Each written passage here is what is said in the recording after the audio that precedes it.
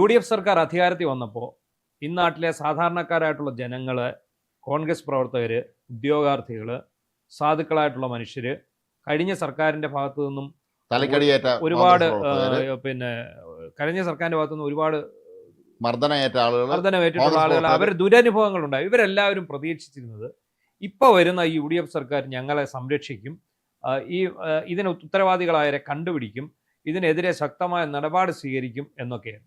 പക്ഷേ നമ്മളെയൊക്കെ നിരാശപ്പെടുത്തിക്കൊണ്ട് തുടക്കത്തിൽ വലിയ പൂക്കി ഗവൺമെൻറ് ഒക്കെ വന്നു. പക്ഷേ ഇപ്പോൾ ഓരോ ദിവസം കഴിയും തോറും പുറത്തു വരുന്ന വാർത്തകൾ പ്രകാരം പിണറായി വിജയൻ സർക്കാരിൻ്റെ ഒരു തുടർച്ച തന്നെയാണ് ഈ സതീശൻ സർക്കാർ. Pinarayi school of higher education ആണ് ഇപ്പോൾ നടന്നുകൊണ്ടിരിക്കുന്നത്. അവിടെ തന്നെയാണ് നടക്കുന്നത്. അത് തന്നെയാണ് നടക്കുന്നത്. കാരണം നമ്മൾ ഓരോ വിഷയങ്ങൾ എടുത്ത് പരിശോധിച്ചാൽ നമുക്കത് കൃത്യതയുണ്ട്, അതിനകത്ത് വ്യക്തതയുമുണ്ട്.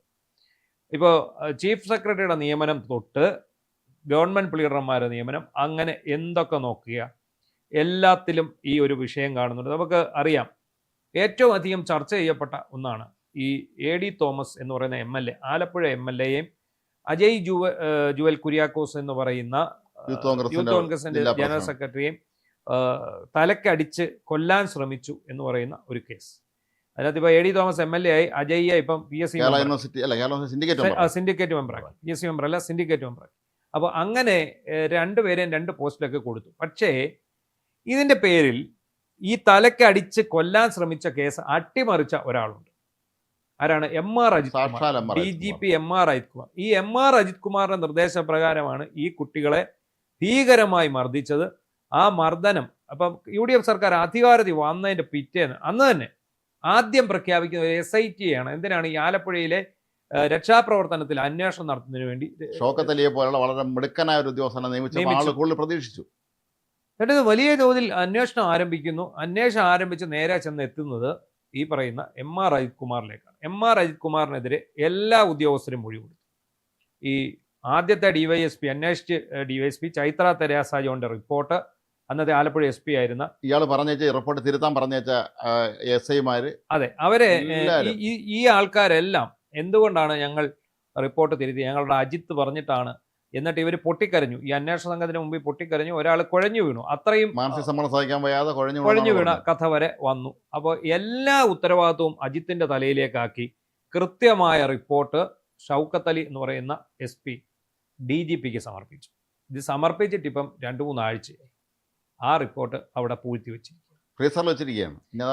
ഇപ്പം നമുക്ക് കിട്ടിയ വിവരം അനുസരിച്ച് അജിത് കുമാർ ഡെയിലി ഈ മുഖ്യമന്ത്രിയെ ചെന്ന് കാണുന്നുണ്ട്. തെക്കൻ കേരളത്തിലെ ഒരു വ്യവസായി, ഇയാൾക്ക് രമേശ് ചെന്നിത്തല മുഖ്യമന്ത്രിയാകുമ്പോഴാണെങ്കിലും ആഭ്യന്തരമന്ത്രിയാകുമ്പോഴും എല്ലാവരും പറഞ്ഞൊരു കാര്യമുണ്ട്, ഇയാൾ ഒത്തുതീർപ്പിന്റെ ആളാണ് എന്ന് കൃത്യമായിട്ട്. അതെ, ഒത്തുതീർപ്പിന്റെ ആളാണ്. അപ്പോൾ അതിന് നമുക്ക് ഒരുപാട് ഉദാഹരണങ്ങൾ നമ്മുടെ മുന്നിലേക്ക് വന്നിട്ടുണ്ട്. ഈ ഓപ്പറേഷൻ തൂഫാൻ എന്ന് പറയുന്ന ഒരു പരിപാടിയും കൊണ്ട് അദ്ദേഹം ഇപ്പോൾ നല്ല പേരെടുത്ത് മുന്നോട്ട് പോകുന്നു. പക്ഷേ ഇപ്പോൾ കഴിഞ്ഞ ദിവസം പത്തനംതിട്ടയിൽ നടന്ന കസ്റ്റഡി മർദ്ദനം, അതായത് ഒരു 20 വയസ്സുള്ള ഹൃദ്രോഗിയായ ഒരു ചെറുപ്പക്കാരനെ ഒരു 13-കാരിയുടെ വ്യാജമൊഴിയിൽ, 8ഉം പൊട്ടും തിരിയാത്തൊരു കൊച്ചു വായി വന്ന് വിളിച്ചു പറഞ്ഞു എന്ന് പറഞ്ഞ് ഈ ചെറുക്കനെ കൊണ്ടുപോയി ഇടിച്ച് അവന്റെ പൊടിവാരി ഹൃദ്രോഗ ചെറുക്കനെ അടിച്ച്. എന്നിട്ട് എന്താണ് ഇവിടെ സംഭവിച്ചിരിക്കുന്നത്? ഒന്നും സംഭവിക്കാൻ പോകുന്നില്ല. ആ പോലീസുകാരൊക്കെ രക്ഷപ്പെട്ടു തന്നെ മുന്നോട്ട് പോകും. അതേപോലെയാണ് ഈ MR അജിത് കുമാറിന്റെ കാര്യം. MR അജിത് കുമാറിനെ ഇപ്പോൾ രക്ഷപ്പെടുത്താൻ പോകുന്നത്. കാരണം MR അജിത് കുമാർ പ്രൊമോഷന്റെ വക്കീലാണ്. പ്രൊമോഷൻ കമ്മിറ്റി യോഗം ചേരുന്നത് വരെ ഈ റിപ്പോർട്ട് പൂഴ്ത്തും. കാരണം DPC ചേർന്ന് ഇത് ഇയാൾക്ക് പ്രൊമോഷൻ കൊടുത്ത് DGP ആക്കി കഴിഞ്ഞാൽ ഉടൻ ഇയാൾക്കെതിരെ എന്തെങ്കിലും നിസ്സാരമായ ഒരു നടപടി കൊണ്ടുപോയി. ഇത് മറ്റൊന്നും കൊണ്ടല്ല, ഈ IPSകാരെ, സിവിൽ സർവീസ് ഉദ്യോഗസ്ഥരെ തൊടാൻ ഈ സർക്കാരിന് ഭയമാണ്, പ്രത്യേകിച്ച് കോൺഗ്രസ്സുകാർക്ക്.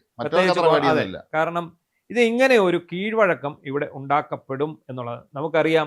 ഇപ്പോഴത്തെ ക്രമസമാധാന ചുമതലയുള്ള ADGP P വിജയനെ കള്ള ആരോപണങ്ങളിൽ കുടുക്കി സസ്പെൻഡ് ചെയ്യിപ്പിച്ച ആളാണ് ഈ MR അജിത് കുമാർ.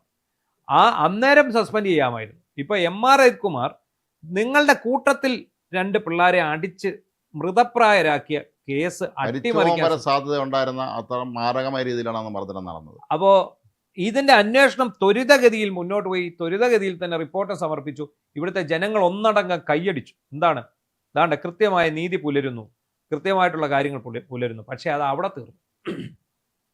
ഈ റിപ്പോർട്ട് പൂഴ്ത്തി വെച്ച് DGPയുടെ മേശപ്പുറത്ത് പൂഴ്ത്തിയിട്ട് ദിവസങ്ങളായി. ഇതിനകത്ത് യാതൊരു നടപടിയും ജനങ്ങൾ കണ്ടുകൊണ്ടിരിക്കുകയാണെന്നുള്ള കാര്യം കാരണം ഇയാൾക്കെതിരെ സസ്പെൻഷൻ ഉണ്ടാകേണ്ടതാണ്. വളരെ ക്രിമിനൽ കുറ്റമാണ് ചെയ്തിരിക്കുന്നത്.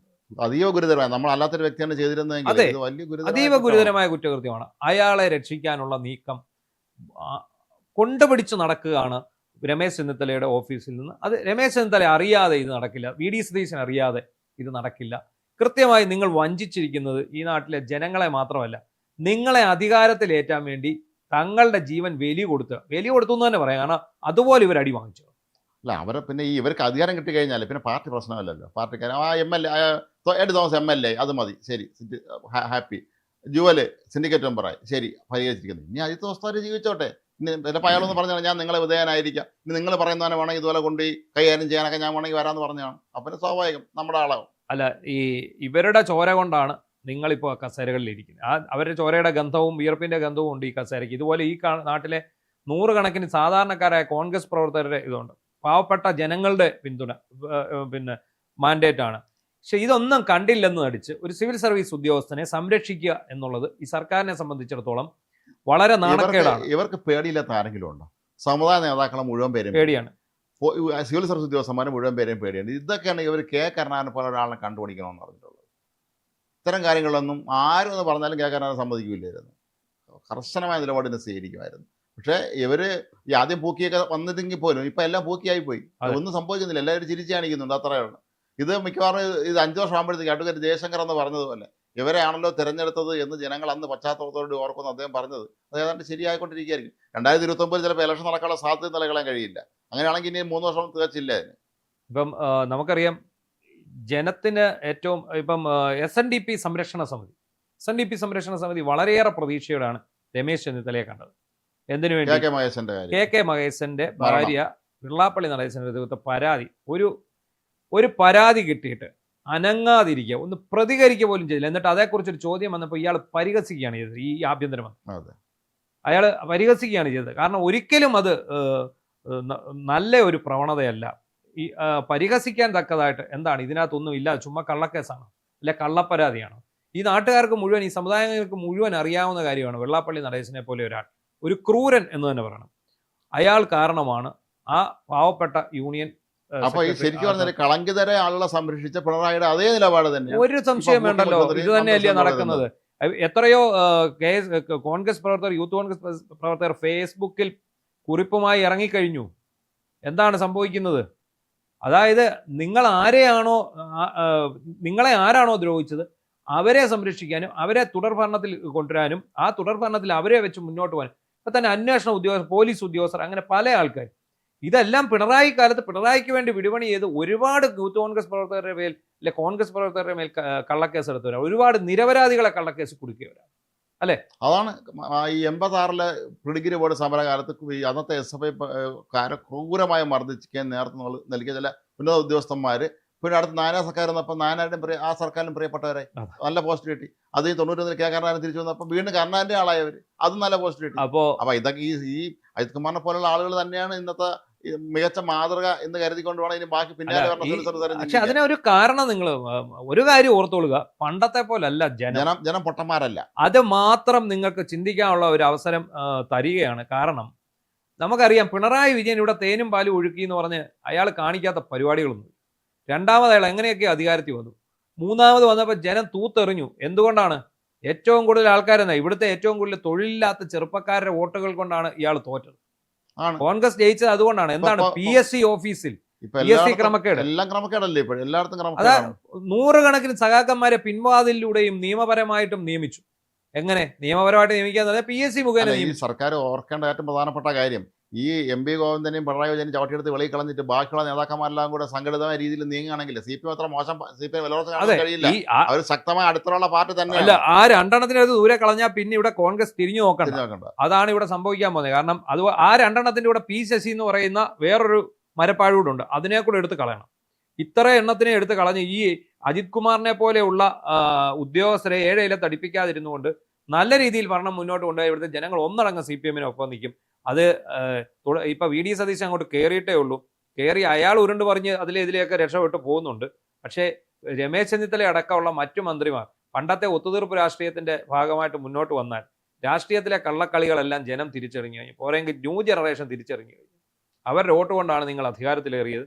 ഉറപ്പായിട്ടും പണി അവരെ വലിച്ചു കിട്ടും. ഒന്നുകൂടെ പ്രതികരിക്കും. അതിനിപ്പം അത്രേ അഭിജിത്ത് ദീപ്കയുടെ ഒക്കെ പാറ്റ പാർട്ടി എന്ന് പറയുന്ന പോലെ കേരളത്തിൽ തന്നെ ഈ എല്ലാ മുന്നണികളോടും വിരോധം ഉണ്ടായിക്കൊണ്ട് യുവജനങ്ങളുടെ ഒരു കൂട്ടായ്മ ഉണ്ടായാൽ പോലും നമുക്ക് അത്ഭുതപ്പെടാനില്ല. പക്ഷേ ഈ അജിത് കുമാറിനെ പോലെയുള്ള പക്ക പോലീസിലെ ക്രിമിനലുകളെന്ന് നമുക്ക് വിശേഷിപ്പിക്കേണ്ടി വരും. കാരണം ക്രിമിനൽ പരിപാടിയാണ് കാണിച്ചത്.